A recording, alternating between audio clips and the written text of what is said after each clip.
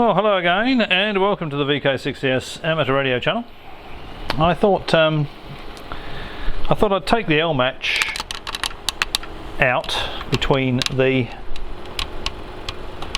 radio and the amplifier, and put the MFJ T match back in, and see if it was the L match that was causing all those nasty harmonics. And to my surprise, the waveform on the output of the amplifier changed to this. Now, whilst that's not perfectly clean, like the drive waveform, you know, it's got a little bit. There's a few slight sort of distortions here and there, but that's considerably better.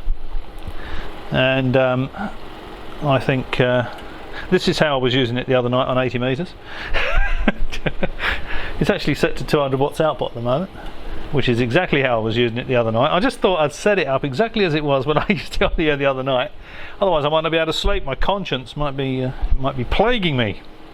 You know, I could be waking in the middle of the night, immersed in sweat, thinking, did I really interfere with something? But I've set it up exactly as it was the other night, and that's the output waveform. So whilst it's not absolutely beautiful like the output from the drive radio, you know, it's just a little bit, yeah, it's probably noise, power supply noise maybe, on the tops and bottoms there. You can see there's a very slight kink.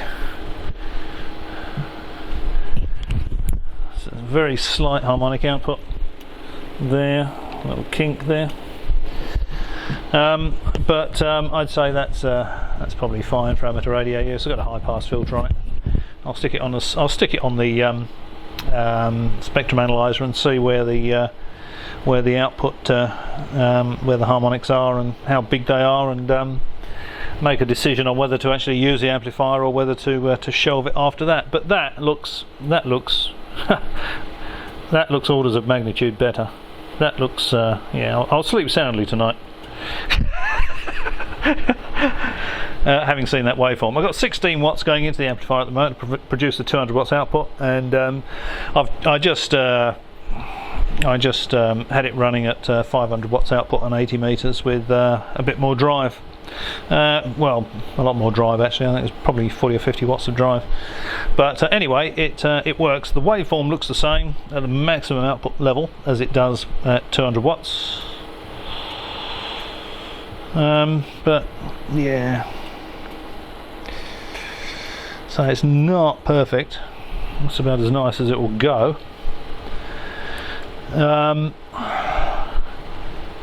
By fiddling around with the tuning and what have you, but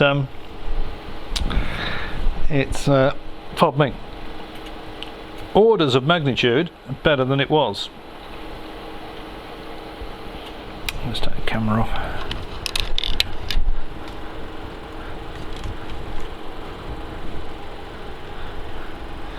There you go, I'll just show you on the power meter there.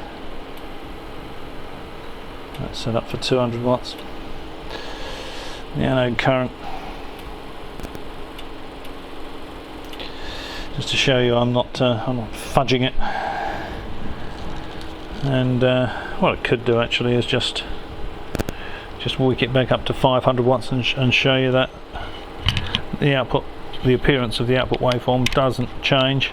But just take my word for it. It looks the same at 500 watts as it does now, because I'll leave that set up as it is, and I'll bring the spectrum analyzer home and just have a look at it. But yeah, I think that might actually be usable. So the T match, the MFJ T match, C945E, doing the matching between the radio and the amplifier, gives me something like a sine wave coming out the amplifier. I haven't tried it on 40 meters, but I'm sure it'll be the same. I did actually try it on 40 meters, but I didn't film it, sorry, and it was similarly sinusoidal. You know, there's no the harmonics and all that nasty stuff had disappeared. All right, well, Hope you're finding some of this stuff interesting. I mean, if you're sitting at home bored flicking through YouTube, you might find it reasonably interesting, or at least entertaining. As always, thanks for watching, and I'll catch you next time.